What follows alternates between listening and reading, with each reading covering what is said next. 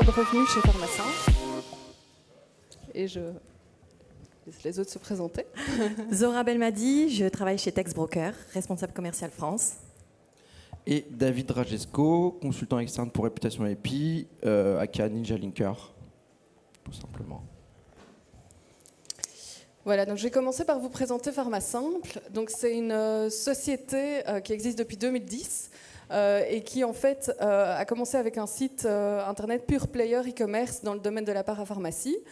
Et depuis, on a bien grandi et maintenant, on est une société de 40 personnes environ et on a 3 sites internet, pharmasimple.com, parapharmacieonline.com et 1001pharmacie.com. Donc aujourd'hui, on va se centrer plutôt sur le site Pharmasimple en tant que tel et sur la stratégie SEO qu'on a essayé de mettre en place depuis 12 mois sur ce site. Donc le site Pharmasimple existe, comme je disais, depuis 2010. Et il vous permet d'acheter des produits cosmétiques, des compléments alimentaires, des produits de maternité, des huiles essentielles, etc. On a environ 30 000 produits en ligne aujourd'hui et on a une base de plus ou moins 500 000 clients. Et vous pouvez donc acheter toutes sortes de produits sur notre site. On a toutes les plus grandes marques de parapharmacie comme Aven, La Roche-Posay, Mustela ou encore Pure Essentiel. Alors, petite présentation, l'agence Réputation VIP, qui est donc une agence SEO, Réputation SEO, qui existe depuis 2012, basée à Lyon, une trentaine de salariés. Et la particularité de cette boîte, c'est qu'en fait, on est orienté axé vachement R&D, puisque un tiers de nos effectifs est consacré à la R&D. Aussi, et à noter, comme vous l'avez vu un petit peu partout ailleurs, ils ont lancé donc Réputation, on a lancé donc SEMJ, qui est un outil un outil nouveau. Je vous invite à faire votre content score et à gagner une bouteille de champagne si jamais. Et donc Tex Broker, c'est une plateforme de rédaction qui a été créée en 2005. Nous réalisons de la rédaction et de la traduction dans toutes les langues. On a à peu près 350 000 rédacteurs enregistrés sur la plateforme dans le monde. Nous avons rédigé plus de 10 millions d'articles depuis 2007, plus de 100 000 commandes par mois, 60 000 pour les États-Unis, l'Allemagne 20 000, la France, le troisième marché, 8 000 par mois. Donc le constat de départ du projet, moi je suis arrivée chez Pharmasimple en juin 2017 et j'ai pu faire plusieurs constats. Donc déjà que moi j'ai été engagée comme revenue manager, donc chargée d'optimiser finalement les ventes, le chiffre d'affaires et ça revenait à l'époque finalement à optimiser les campagnes SEA. Parce que 85% du trafic et plus ou moins autant du chiffre d'affaires était réalisé grâce aux campagnes AdWords. Donc ça, c'était un premier constat, donc avec la dangerosité finalement du monocanal, parce qu'une fois que notre compte shopping, par exemple, était suspendu, eh bien, on pouvait dire adieu à une bonne partie de notre chiffre d'affaires, donc dangerosité à ce niveau-là. Et d'autre part, un problème au niveau de la structure du site internet, dans le sens où il était orienté finalement pharmacien et pas utilisateur. Donc c'était des pharmaciens qui l'avaient créé. Et donc, on voyait vraiment les terminologies plus spécifiques, scientifiques, et pas vraiment du coup centrées utilisateur. Donc, suite à ces constats, on a décidé de mettre en place vraiment une stratégie multicanale, à commencer par le SEO. Et c'est dans ce cadre-là qu'on a rencontré Réputation VIP en août 2017, avec des objectifs très ambitieux. À savoir qu'on voulait amener le trafic SEO qui était à environ 10 000 utilisateurs par mois à 150 000 utilisateurs par mois à la fin de l'année 2018. Cela en refaisant le site. D'office, ça c'était très clair pour nous dès le départ, pour améliorer le chemin de l'utilisateur, pour améliorer aussi nos campagnes SIA et pour améliorer aussi du coup le SEO. Ça représentait un énorme challenge pour nous, étant donné que ça revenait aussi à faire passer le pourcentage de trafic SEO de 6% à 50% en un an.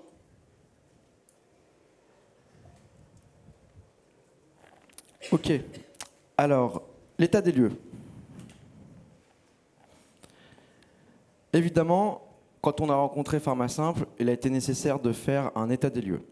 État des lieux, on a 23 000 pages FR potentielles, seulement 11 000 indexées, soit 48% du site. 3% des pages génèrent 99% du trafic. Important à noter. Donc autant dire du branding. 700 pages marques, 3500 pages catégories et sous-catégories, 15 000 fiches produits, 10 500 visites SEO mensuelles au constat de départ, et donc la problématique business, 5% du chiffre d'affaires e-commerce généré via naturel hors marque. 5%. État des lieux off-site, obligatoire. Et là, on va se rendre compte d'une chose assez intéressante, c'est que, au final, si vous regardez bien, on a fait un état des lieux, donc l'outil utilisé a été Ahref, on aurait pu en utiliser d'autres, mais Ahref, et avec Ahref, on a mis en avant, on a mis en exergue finalement le off-site, en fonction des concurrents. Et on se retrouve que sur le off-site, en termes de backlink, de ranking, d'autorité, ou même de referring domaine, le site était pas si mal. Et si on regarde bien en termes de volume de trafic et de keyword positionné, on se rend bien compte que ce site ne devrait pas se retrouver en bas de la colonne, devrait être un peu plus haut. Et donc du coup, on va se dire, mais pourquoi? Qu'est-ce qui se passe? Évidemment, pour savoir ce qui se passe, on passe par un audit. On ne peut pas faire de SEO, on ne peut pas savoir ce qui se passe si on ne fait pas un audit. Donc l'audit. L'audit, on l'a déjà commencé, on l'a fait de façon macro. Macro, c'était déjà de comparer par rapport aux concurrents sur les principaux aspects de SEO, que ce soit on-site ou off-site, de voir et de comprendre quels étaient les principaux indicateurs sur lesquels on pêchait. Et on se rend compte qu'en fonction d'Opti-Pharma et Immediate Pharmacy, qui était à l'époque un concurrent, eh bien, Pharmasap, en technical, en web perf et en content, était vraiment à la ramasse. Alors qu'en off-site, au niveau backlinks, on était quand même pas si mal. Donc qu'est-ce qui se passe? On va regarder l'off-site et on va regarder le contenu. Et le contenu, on se rend compte qu'on a 25% des pages qui sont en full duplication interne, notamment les pages fiches produits et surtout les caractéristiques où on avait des... Parce que c'était simplement peut-être le contenant ou ce genre de choses, notamment sur les produits similaires ou sur les dimensions. On avait 10 produits qui étaient similaires avec la même description, les mêmes caractéristiques, mais 10 URL pour accéder finalement au même contenu. Donc duplication interne totale. 45%, et ça c'est plus grave, et ça il y a beaucoup d'e-commerçants qui font cette erreur, c'est la duplication externe. J'ai des pages marques, bon bah je vais les piocher chez la marque, puis je vais prendre son contenu, puis je vais le copier sur ma page. 45% au niveau des marques, et au niveau du catalogue CSV comparateur, qu'est-ce qui se passe? Les seuls contenus qu'on aurait pu optimiser, qu'on aurait pu faire main, si je les envoie chez les comparateurs Google Shopping et compagnie, qu'est-ce qui se passe? Mon contenu, c'est à moi, il faut le donner à personne. Ou alors vous donnez un contenu autre. Parce que eux, ils ont de l'autorité et ils vont ranker au-dessus de vous. Donc vos fiches, vos catalogues, ils disparaissent de Google quasiment en SEO. Au niveau du contenu pauvre, on a fait un check et on avait 67% des pages qui avaient moins de 150 mots. Et là, évidemment, c'est toutes les pages catégories, les pages sous-catégories, où là, finalement, on avait la page catégorie, puis tous les produits, donc aucun contenu. Et puis aussi, les produits phares, business value, ceux qui devaient rapporter, eh ben, ils étaient pas de contenu, rien, pas sortir. Alors, constat audit content, pas très réjouissant. Au niveau des web perfs, on vérifie. Et là, on se rend compte, vitesse de chargement, globalement en moyenne, 3 secondes. Bon, mais le souci, c'est qu'on a quand même 20% des pages en 3 secondes. Mais surtout, on a une page d'accueil en plus de 6 secondes. Ce qui quand même fait beaucoup. Et on avait même des pages profondes, des fiches produits qui chargeaient certains scripts JS, qui chargeaient en 10 secondes. Google, il ne va pas forcément apprécier. Si vous avez des sites qui sont plus rapides, ils vont privilégier. Google, il veut faire des économies. Et pareil, dans l'économie, l'histoire des budgets de crawl. Budget de crawl, c'est l'allocation en ressources que va attribuer Google à votre site pour parcourir les pages. Et plus il va prendre de temps, plus il va avoir du mal à crawler vos pages, plus ça va lui bousiller du budget de crawl, et plus finalement il va s'arrêter. Et là, on avait 70% des pages du site qui étaient à 3 clics de la home. Il y avait des pages de produits qui étaient à plus de 10 clics à cause d'une pagination mal faite. Et il y avait même la présence de pages orphelines. Pages orphelines, pourquoi? Et on a repéré navigation à facettes, tout indexé. Autant dire, c'est pas voilà, navigation à facettes, on bloque. Bref, c'était pas tout à fait réjouissant et on commençait à comprendre que le on-site, il y avait de quoi faire. Épisode 3, évidemment, une fois qu'on a fait l'audit, on va faire la stratégie. La stratégie, elle s'est déclinée avec des décisions radicales. En fait, on a mis en no-index le site, on a été amené à mettre en no-index le site pendant 1 mois et demi. No-index, c'est radical. Pourquoi? Parce qu'en fait, on a fait notre audit, on avait mis en place, il y avait des précaux qui étaient potentiellement appliqués par l'IT, c'était appliqué, mais on avait des régressions de l'autre côté. Exemple, on revoit les URL canoniques, il y a un problème pour les pages similaires, il faut qu'on voit les canoniques. Qu'est-ce qui se passe? On modifie les canoniques, mais derrière, on se retrouve avec des points d'interrogation dans les URL, on ne sait pas pourquoi. Et du coup, j'ai une nouvelle version du site qui se fait indexer avec des points d'interrogation. Et puis pareil, le process, pré-prod, production, bref, on était un peu dans le flou. Et on s'est dit, là, on en est à un point où vaut mieux faire couper court avec création d'un environnement de pré-production qui n'existait pas, le changement d'un template qui existait depuis 4-5 ans et qui avait des scripts qui chargeaient qui n'existaient plus, et puis allègement évidemment du code source par rapport à tout ce code qui finalement prenait des ressources. Du coup, l'objectif c'était de dire, et avec Charlotte, on s'est vu, c'était de toute façon une stratégie sur 2 à 3 ans. Et moi, je suis venu sur site et je leur ai expliqué, là, si on veut vraiment des fondations solides, si on veut vraiment calquer une stratégie, il faut qu'on refasse tout et qu'on ait des fondations vraiment solides pour vraiment mettre une stratégie sur le long terme. Du coup, on a même été chercher un expert PrestaShop. Le mec, c'est du PrestaShop, c'est un expert là-dedans. Et on s'est dit, voilà, qu'est-ce que t'en penses? Parce qu'on n'est pas chacun expert dans un domaine. Mais parfois, il faut aussi se rencarder sur les experts des experts. Et pareil, en pré-prod, avant de mettre quoi que ce soit en ligne, testing des web perfs, responsive, pareil, le site n'était pas mobile. Donc tout ça, c'était important, c'était des choix stratégiques qu'on a validés avec le client. Stratégie SEO. Alors, dans la stratégie, il a fallu revoir toute la segmentation. Ouais, donc là, on s'est dit, ces catégories, c'est plus possible. Donc en fait, on a recréé toute l'architecture du site. Et pour ça, on s'est mis au vert pendant 5 jours avec une équipe restreinte, avec quelqu'un du milieu de la pharmacie, quelqu'un du marketing, et moi-même avec l'aspect plutôt SEO, avec aussi le document de travail qu'on avait eu avec Réputation VIP. Et donc, on a refait vraiment toute la catégorisation du site à zéro. Et ensuite, on a eu une équipe de 10 personnes qui, pendant 3 mois, a recatégorisé produit par produit, tous nos produits dans toutes les bonnes catégories, pour qu'ils soient évidemment trouvables sur les pages. Voilà. Et évidemment, cette catégorisation, elle s'est faite stratégique au niveau SEO, avec 3 niveaux de profondeur maximum, avec des clustering thématiques, tout en sachant qu'il fallait aussi qu'on s'accorde sur la logique aussi segmentation faite de votre côté. Étude des mots-clés, des volumes de recherche, dont ils se sont servis pour aussi reconstruire la segmentation. On faisait des allers-retours pour se dire, ok, là on est bien, mais ouais, mais nous, nos clients, ils risquent de chercher ça, et puis c'est ces produits-là, mais en même temps, au niveau sémantique, c'est ça. Bref, vous allez voir, au niveau sémantique, il y a même des aspects assez intéressants que Zora présentera. Bref, étude des mots-clés stratégiques, et puis bien évidemment, validation des intitulés SEO des catégories par volume de trafic. C'est-à-dire qu'en gros, chaque catégorie, chaque sous-catégorie, on s'est dit, les intitulés optimisés. Parce qu'on avait des intitulés qui ne correspondaient même pas forcément à la catégorie. Bref.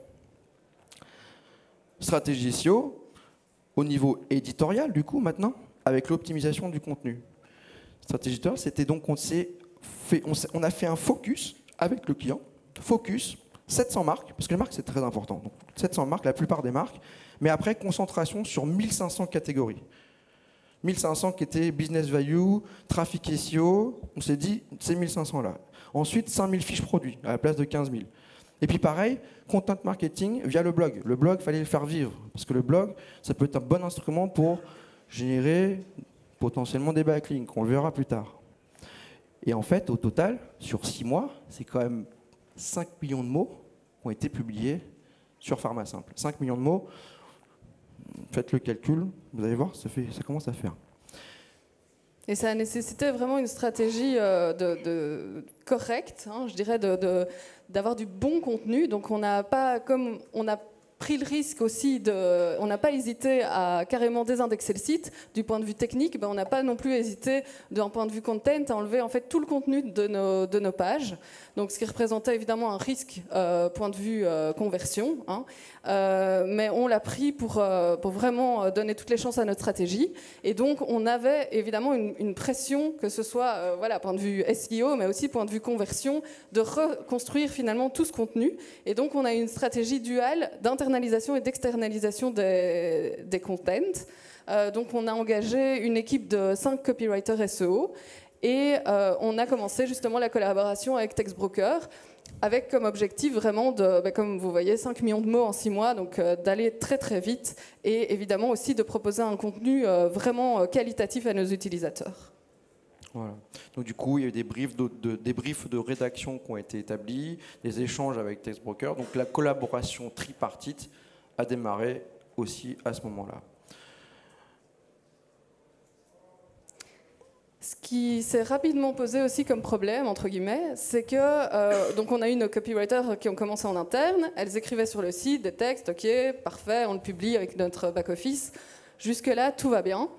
Mais à un certain moment, le problème, entre guillemets, qui s'est posé, c'est qu'on voulait aller très vite, donc intégrer beaucoup de contenu sur le site.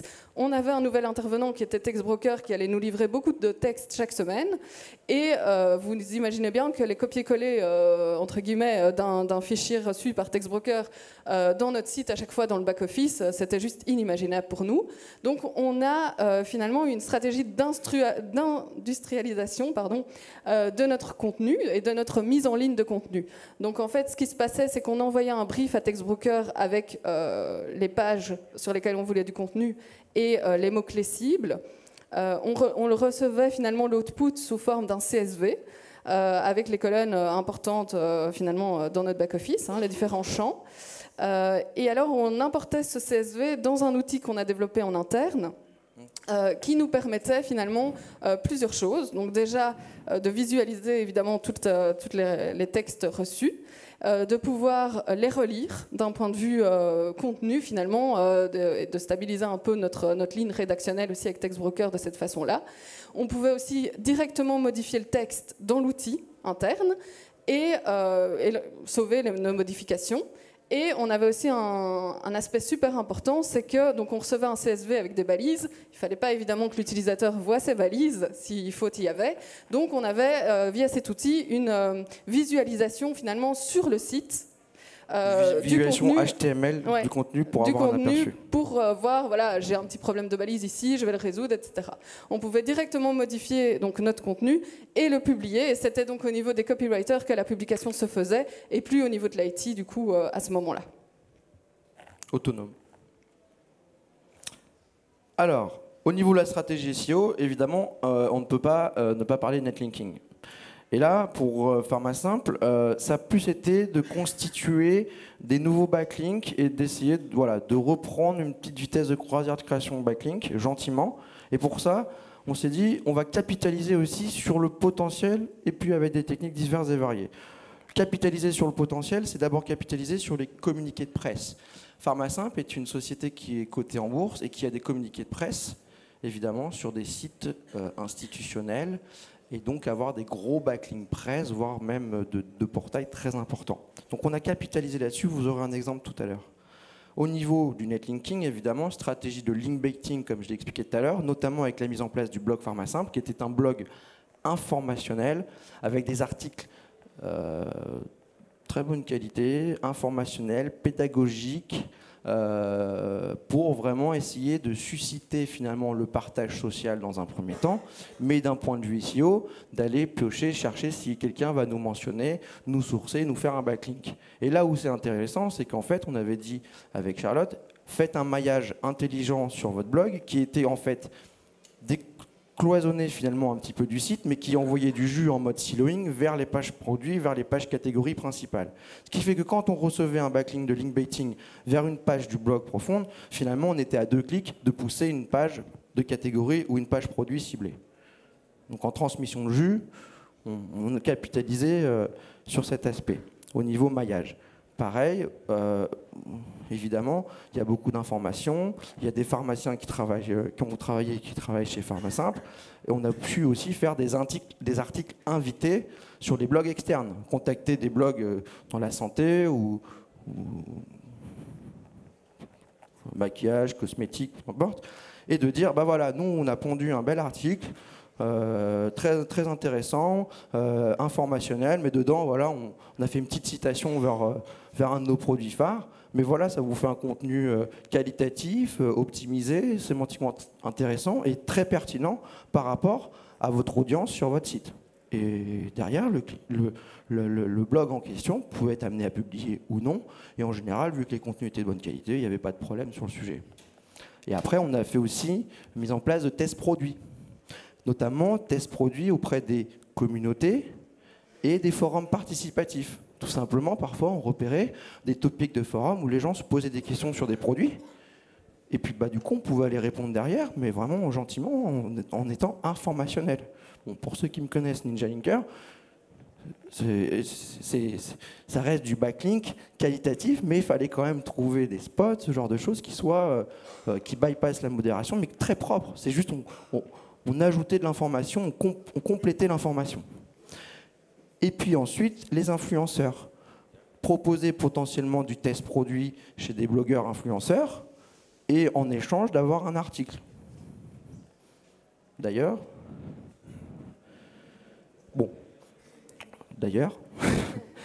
je vais vous présenter donc un exemple de site presse communiqué financier, un backlink sur Euronext. Il y en a beaucoup qui seraient contents d'en avoir un. C'est un site très institutionnel avec une forte autorité.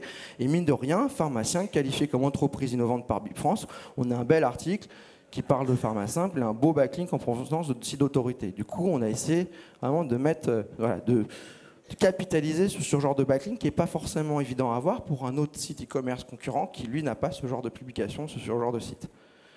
Autre exemple, la mention, le link baiting. Voici un article sur Marie-Claire, rien demandé à personne. Ils avaient pondu un article de blog très sympa sur la Saint-Valentin et différentes petites choses cosmétiques à offrir pour la Saint-Valentin. Et en fait, ils se sont dit, tiens, c'est sympa, allez, on va les citer, on va mentionner les 2-3 produits en question et les mettre en avant. On n'a rien demandé à personne. Ensuite, on a l'article invité. Donc voilà un site où là, on dit, sous quelle forme. Bon, là, on a simplement un petit extrait, mais en gros, c'était vraiment un article de fond sur cette thématique. Et voilà, on a glissé un petit backlink sur Pharmasimple, par exemple, et après, on détaille les choses. Article invité. Et après, pareil, encore une fois, autre typologie de backlink, qui est donc le blog influenceur, où là, on lui fait tester un ou deux produits, et puis derrière, il nous fait un petit article sympathique où il mentionne les 2 produits en question. Évidemment, on va essayer de faire ça sur les produits business value, conversion, en fonction des objectifs. Et donc là, on avait profité en fait de cette stratégie-là pour promouvoir et envoyer nos propres produits, puisqu'on a nos marques propres.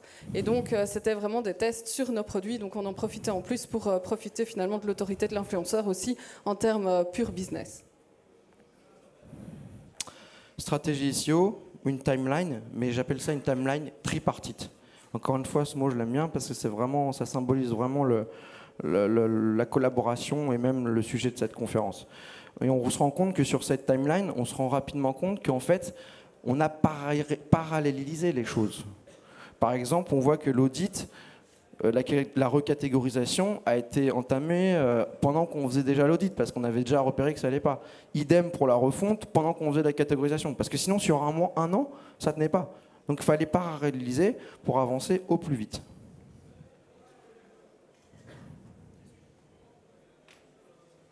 Épisode 4, l'accompagnement. Ça, l'accompagnement, c'était essentiel. L'accompagnement du projet, à titre d'exemple, réputation VIP, collaboration tripartite encore une fois. L'accompagnement, c'était du conseil tout au long de la presta, de la pédagogie sur site. Je suis venu plusieurs fois vous voir en Belgique, très sympa. Il fait un peu gris, mais c'est sympa. Mais les gens sont très gentils là-bas. Conseil, la pédagogie pour la formation sur site, formation des IT, formation des copywriters, échanger avec eux, les questions, expertise technique parce qu'évidemment, avec l'équipe IT, il a fallu... du courage. Ouais. Il a fallu, on s'est arraché un peu les cheveux quelquefois, mais voilà, il a fallu avoir aussi cette expertise, l'accompagnement stratégique, c'est-à-dire que parfois on avait des doutes et on vous disait, bon, allez, croyez en ce qu'on... Parce que ça a été long, vous verrez les courbes, ça a été long. Et après, pareil, pour pouvoir faire le suivi des actions qu'on a ordonnées, le suivi avec des KPI SEO et un dashboard notamment. Et au niveau donc, de Text Broker, pareil, collaboration tripartite. Parce qu'il faut gérer 3 480 000 mots quand même à rédiger. Donc il faut coordonner tout ça. La coordination, ça a été quelque chose d'important. L'agilité et la réactivité. Il fallait être réactif par rapport aux modifications qui étaient demandées. Scalabilité, voilà, passer de 20 textes par semaine au démarrage à 150 textes par semaine, des textes qui font plus de 800 mots quand même. Parfois jusqu'à 1400, 1300. Exactement. 3 480 000, j'ai dit, le nombre de mots rédigés. Et donc, voilà, ça nous a demandé de mettre en place les actions pour augmenter la productivité. Oui, parce que vous avez vu 5 millions, mais dedans, il y avait aussi les copywriters qui travaillaient voilà, en interne. Donc, c'est 5 millions au total. Et de notre côté, il a fallu de l'implication, comme le disait David, du marketing, mais aussi des accompagnements techniques, finalement, de toute notre équipe IT, de l'agilité, parce qu'il fallait réagir très vite, surtout quand on a un objectif pareil sur un an, donc il faut être rapide, et de la formation, ça j'en reparlerai un peu plus tard, mais c'est vraiment à tous les niveaux de l'entreprise qu'il faut bien intégrer les principes. L'accompagnement au niveau de la formation consulting, comme je le dis, sur site, carrément du consulting, de la formation sur site. Je suis venu plusieurs fois pour inculquer les fondamentaux du SEO dans un premier temps et après, dans un deuxième temps, expliquer et voir ensemble les enjeux liés à l'e-commerce, parce que l'e-commerce est aussi particulier, c'est une serre particulière. Formation des copywriters, parce qu'ils sont arrivés, ils n'avaient pas de notion SEO, avec des guides d'optimisation sémantique, on va dire initiation au content marketing et évidemment le warning sur ce qui est le duplicate content, détection avec des footprints. Je leur ai expliqué comment détecter le duplicate, vérifier que voilà. Et puis leur expliquer que c'était très très très important. Après, du coup, en accompagnement, on a mis en collaboration Text Broker avec Charlotte. Pareil, on a échangé au niveau des briefs. Le fameux outil, c'était une idée qu'on avait eue avec Charlotte. Tous les deux, on s'est dit, putain, mais là, va falloir pour industrialiser, on ne peut pas rester comme ça. Donc, cet outil a été réfléchi. Puis Text Broker s'est adapté à l'outil. Bref, tripartite. Et puis dernièrement, là, depuis récemment, aussi un outil d'aide à l'optimisation, c'est-à-dire, c'est bien, on a fait nos premières optimisations, nos premiers contenus, mais en fait, ces contenus-là, ils rankent bien, mais maintenant, il manque quelques positions pour les mettre en top 3. Et c'est là où on va faire appel à un petit outil d'optimisation, un bel outil. Donc voilà, CMJ. L'accompagnement vers VIP au niveau du support technique, très important, au niveau des devs et des KPI. Aide à la mise en place des préconisations, donc tout au long de la prestation, tout au long de l'année. On suivait les précos, on revenait, on faisait des allers-retours avec l'équipe IT. Dès qu'il y avait des correctifs qui étaient déployés, on refaisait une passe derrière pour vérifier que tout est OK. Et on monitorait tout le temps, post-mise en production, l'aspect technique avec des nouveaux crawls, vérifier que tout est OK, parce qu'au début, avec les équipes, on mettait en ligne quelque chose, puis en fait, c'était pire qu'avant. Donc, il a fallu un temps pour qu'on soit calé. Et puis, bien évidemment, suivi des KPI, avec un dashboard personnalisé qu'on leur a construit, et puis un suivi hebdomadaire, chaque semaine, sur rapport des positions, pourquoi, comment, qu'est-ce qu'on va... Voilà. Et les ajustements des actions SEO au fil du temps, parce qu'il faut savoir s'ajuster. La rédaction. Épisode 5. Donc, tout a commencé avec le briefing éditorial. Je ne le répéterai jamais assez, c'est la pièce maîtresse de toute stratégie de contenu. On démarre par un bon briefing éditorial. Et l'avantage, c'est que le travail était bien entamé avec le travail de réputation VIP et de Pharma Simple. Pour rester dans l'analogie du cinéma, Alfred Hitchcock disait pour faire un bon film, il faut 3 choses, un bon script et un bon script. Et ben c'est pareil avec les contenus. Pour faire un bon texte, il faut un bon brief et un bon brief. Donc on a démarré par ça. Pharmasimple nous a fourni un cadre pour pouvoir démarrer la rédaction avec le contexte resitué, parce que souvent quand on travaille avec les rédacteurs ou des prestataires, on oublie de nous resituer le contexte. Donc là, c'était quand même un élément important. Le contexte, les objectifs, les cibles, les thématiques à aborder, le style, le ton, les règles de rédaction, règles d'optimisation SEO, des exemples. Donc tout était prêt pour qu'on puisse démarrer le travail de rédaction.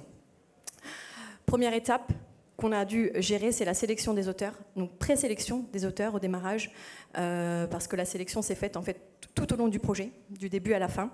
Et ça, c'était des étapes fondamentales, hein. La présélection, la formation des rédacteurs et leur sélection par la suite. Donc je passe un petit peu de temps à expliquer la formation, puisque au départ, on commençait avec de l'accompagnement individualisé, au cas par cas, en fonction des retours qu'on avait sur les textes. Donc on leur demandait aux rédacteurs des petites modifications. Et finalement, on est arrivé rapidement à la création d'une équipe format pharma, donc une équipe vraiment dédiée à la formation des rédacteurs, tout simplement. Donc à l'intérieur, les rédacteurs piochaient les commandes et à un tarif de formation, et on leur faisait des feedbacks hyper détaillés. Donc sur chaque texte qu'ils rendaient, on leur détaillait ce qui a été, ce qui n'a pas été, ce qu'il faut améliorer. Et donc ça a aidé les rédacteurs à s'améliorer. Et donc ça leur a permis, c'était un peu l'équipe bac à sable, sandbox, on leur a permis de jouer un petit peu et de s'entraîner pour à la fin être à 100% sur ce qui était demandé et répondre à 100% aux attentes. Donc on a ainsi accompagné les auteurs les plus en difficulté, ceux qu'on repérait, on les mettait dans cette équipe-là, tous n'en avaient pas besoin. On a fait ce tri pour former les rédacteurs. Et c'était beaucoup plus simple de fonctionner comme ça, parce qu'avec un brief de départ, on ne peut pas aller aussi loin dans l'explication de ce qu'on attend. Donc là, on pouvait vraiment transmettre un maximum d'informations sur l'esprit recherché, la stratégie commerciale qu'on attendait. L'aspect SEO était beaucoup plus facilement retranscriptible en fonctionnant ainsi. L'exactitude scientifique, ce qu'on demandait à l'intérieur des textes. Quelques exemples de feedback. Donc, on a beaucoup créé de tableaux sur ce projet, des tableaux qui étaient partagés. Donc là, un exemple, le cadre en jaune, en fait, c'était quand le rédacteur nous rendait un texte, on faisait déjà une première lecture, on lui envoyait le feedback sur cette première lecture. Le rédacteur envoyait sa deuxième version, on lui refaisait un feedback sur cette deuxième version, on faisait autant de feedback que nécessaire jusqu'à ce qu'on arrive au résultat attendu. Et on voit clairement, là sur cet exemple, je l'ai pris parce qu'il est parlant, ça a écrit un peu petit, mais on voit très bien la progression. Et à la troisième lecture, on voit bien que là, le texte est totalement conforme à ce qui est attendu. Bon travail, seulement quelques modifications mineures ajoutées sur le texte. Autre type de feedback que l'on faisait au rédacteur, donc soit on demandait à l'auteur de faire lui-même ses modifs, soit on faisait nous-mêmes les modifs. Donc à réception du texte, nous faisions la modification du texte. En bleu, là, on voit le texte du rédacteur. En rose, c'est le texte que nous... Alors, ça, c'est un texte. Hein, une colonne égale un texte. Et en rose, le texte que nous avions remanié. Et au milieu, pourquoi nous avions remanié, comment, et toutes les explications. Et ça a aidé le rédacteur à progresser. On a travaillé avec un support rédactionnel. Support rédactionnel, ça a été un outil également fondamental pour accompagner l'augmentation de la productivité, parce que là, il fallait qu'on soit productif. Donc, on a travaillé sur la création d'un template sous forme de checklist. Donc, le template, c'est simple, c'est 2 colonnes. La première colonne avec l'ensemble des paragraphes qui constituent le texte, et à l'intérieur les balises pré-remplies. Donc les balises pré-remplies et les consignes qui correspondent à chacun des paragraphes. Donc le rédacteur avait devant lui, devant les yeux, son template. Donc il savait que sur ce paragraphe-là, il devait mettre telle et telle balise. Elles étaient déjà pré-remplies et voilà ce qu'il devait faire sur ce paragraphe. Et ça a permis d'accélérer en fait la production et de diminuer les erreurs. Et en plus, on leur faisait également des feedbacks sur ce fichier. Donc tout en un. Ce qu'il a fallu gérer sur ce projet, c'est la ligne éditoriale, faire en sorte, donc on calibre toujours la ligne éditoriale au début, c'est une étape qui prend un petit peu de temps, on ajuste les curseurs en termes de SEO, de ligne éditoriale, etc. Mais là, il faut maintenir ça tout au long du projet. On est à quand même 150 textes par semaine. Donc c'était un véritable challenge parce qu'on ne travaillait pas avec une petite équipe. On ne parle pas de 5 auteurs, on parle d'une équipe de 30 à 40 auteurs. Donc il faut réussir à faire parler tous ces rédacteurs d'une seule et même voix. C'est pas si simple. Donc c'était un challenge. Tout en respectant les impératifs SEO, la ligne éditoriale qu'on veut pour les textes. Donc il a fallu faire des choix au-delà de la ligne éditoriale. Il a fallu qu'on fasse des choix sur le ton, le style. On s'est efforcé d'adopter un style qui soit uniforme, simple, informatif, sérieux. Et nous nous sommes attachés à rendre les textes de Pharma Simple différenciants par rapport aux concurrents qui...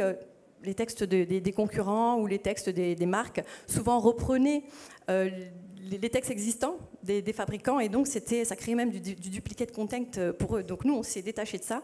On a utilisé un ton qui était informatif, sérieux et avec des phrases simples et courtes. Et nous avons créé des dashboards, des tableaux collaboratifs. Et ça faisait également partie de la formation, puisque ces tableaux-là, ils étaient partagés entre tous les rédacteurs. Donc chacun voyait ce que nous disions à l'autre. Tous les rédacteurs voyaient les commentaires des uns et des autres. Donc ça permettait à chacun de progresser. Voilà. Et ça permettait d'uniformiser le style, la ligne éditoriale. On a créé aussi ce dashboard pour suivre la production, parce que c'est pas évident d'arriver à suivre 150 textes à livrer par semaine, 150 textes longs, plus de 800 mots quand même. Donc voilà, ça c'était un dashboard avec un compteur de texte en temps réel. Voilà, donc j'ai mis la petite slide sur l'augmentation des volumes. Donc on a démarré au départ avec 20 textes par semaine, et puis on a augmenté progressivement, et on a atteint la vitesse de croisière assez rapidement, que l'on maintient à 150 textes par semaine aujourd'hui.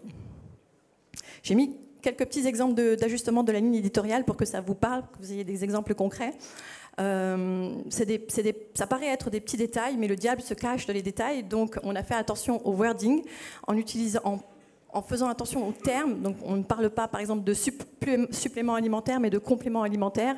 Et ça c'est quand même important, on travaille dans le domaine de la santé, donc on fait attention au wording utilisé. Et on a des enjeux légaux aussi derrière, donc c'était vraiment super important de bien collaborer à ce niveau-là. Ce qu'il a fallu gérer aussi, un des défis, c'était la législation sur les allégations de santé. On ne peut pas dire n'importe quoi. Par exemple, j'ai mis l'exemple le plus parlant, écran total. Il faut savoir qu'au niveau de la législation, on ne peut pas dire qu'un produit est à écran total. Ça n'existe pas. On n'a pas 100% de protection contre les ultraviolets. Et pourtant, c'est un mot-clé qui est bien cliqué. Donc, il faut trouver un moyen de mettre écran total dans le texte. Donc ça, on a trouvé des petites pirouettes, des petites astuces pour le rédacteur. Et on les a formés à faire ça. Donc, exemple d'une utilisation un peu détournée du mot-clé. Le complexe de filtre solaire de dernière génération confère une protection maximale contre les rayons UV afin de s'approcher autant que possible d'un écran total avec un taux d'efficacité supérieur à 98%. Voilà, le mot écran total est là et on n'a pas raconté n'importe quoi. On reste sérieux et on véhicule la confiance auprès de l'utilisateur.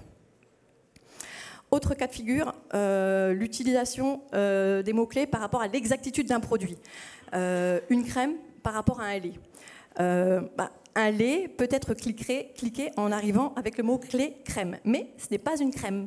Pourtant, c'est le mot-clé qu'on veut mettre sur le texte, parce que c'est ça qui est important, c'est ça qu'on vise.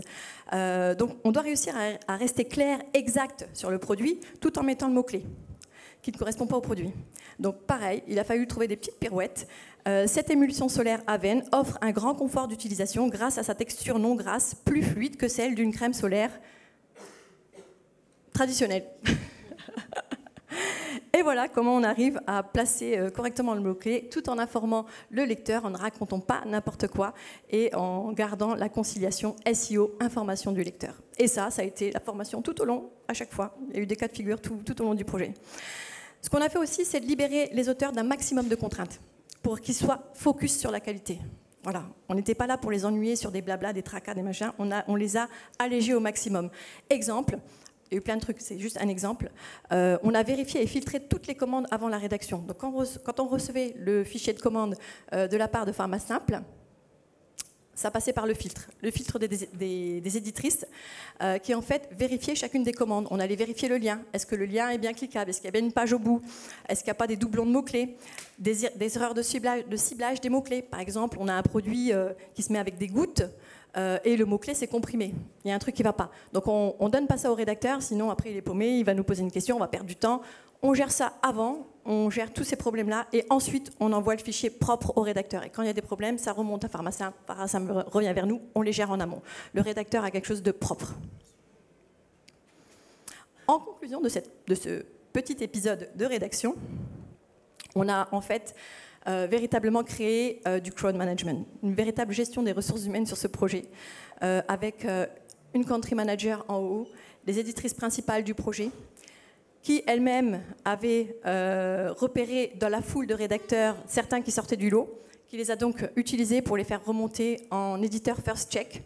Et ainsi, c'est comme ça qu'on a réussi à augmenter la productivité des textes, tout en maintenant la qualité, grâce aux documents collaboratifs qu'on a créés. Ça, c'était hyper important. Ce sont des documents qui étaient partagés entre nous tous et qui nous ont aidés en fait, à atteindre cette productivité et la qualité attendue sur le projet. Vrai ou pas? Oui. Non.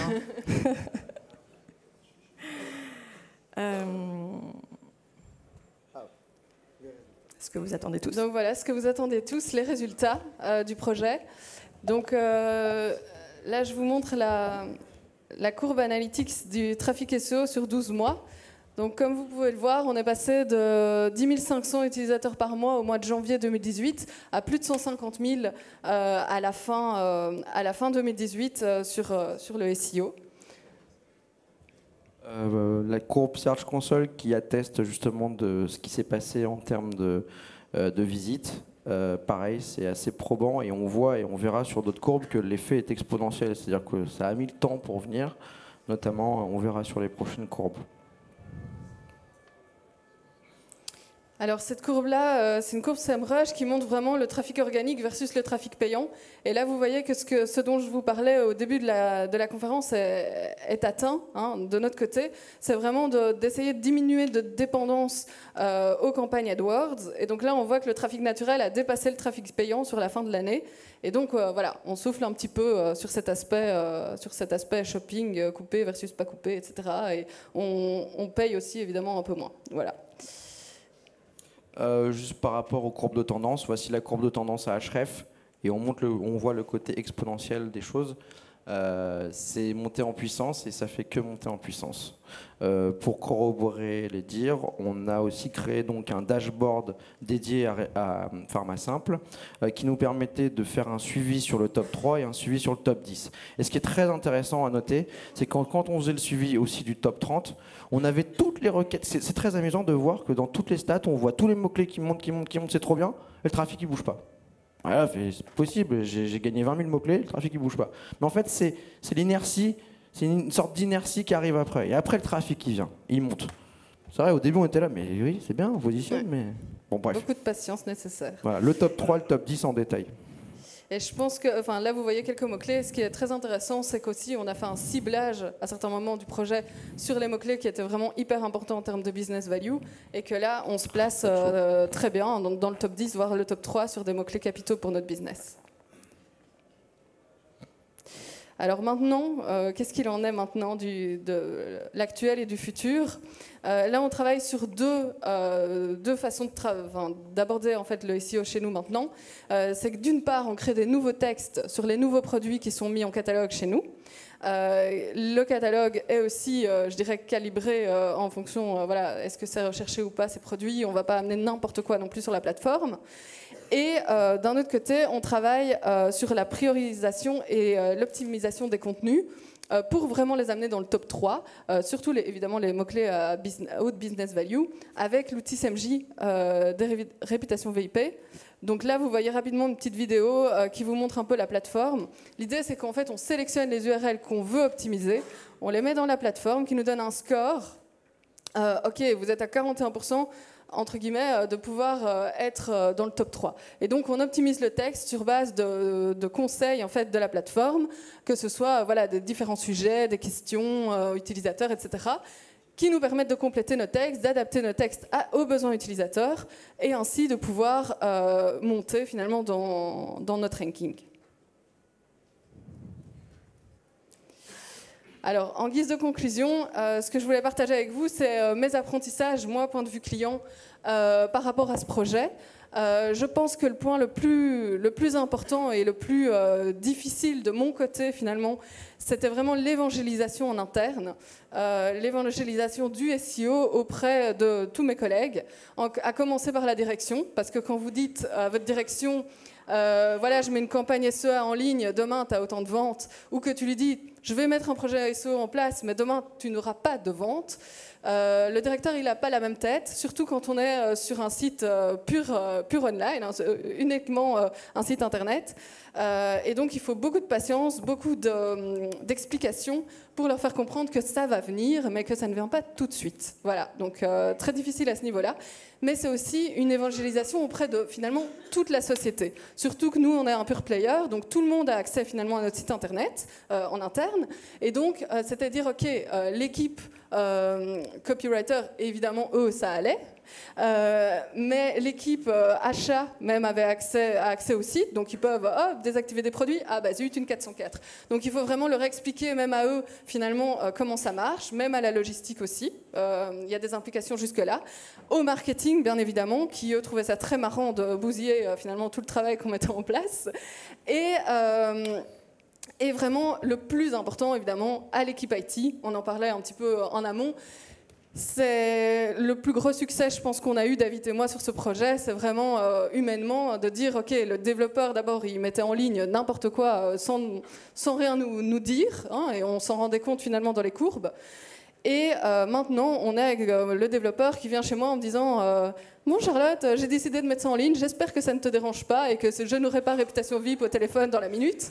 Donc voilà, on a grandi là-dessus et rien que pour ça, c'est un vrai succès pour moi. Quand je vois sa petite tête arriver dans mon bureau, je me dis allez, j'ai déjà gagné un point là-dessus. Et alors, ce que je voulais aussi ajouter, c'est que l'importance, elle est aussi dans le choix des mots-clés. Donc c'est au départ, comme je vous disais, on a mis le site à blanc, donc il fallait vraiment écrire sur tout. Hein. Mais après, moi, honnêtement, le trafic, c'est bien, mais la conversion, c'est mieux. Donc voilà, il faut se centrer, comme on disait, avec l'utilisation de CMJ, sur finalement les contenus qu'on veut vraiment optimiser pour le business, parce qu'il y a des contenus, franchement, moi, entre guillemets, je m'en fous que les gens les voient, je veux qu'ils achètent mes produits. Donc voilà, la conversion est centrale aussi dans ce projet. Et en conclusion aussi, ce que je voulais vous dire, c'est que finalement, le plus important, c'est de se centrer sur le client. Et à partir du moment où on arrive à centrer toute la société sur le client, on a réussi parce que finalement, le SEO, c'est les recherches et c'est finalement ce que votre client cherche en ligne. Et donc, une fois que vous avez réussi à centrer la société sur les recherches, vous l'avez centré aussi sur votre client et du coup, vous faites du chiffre d'affaires aussi derrière.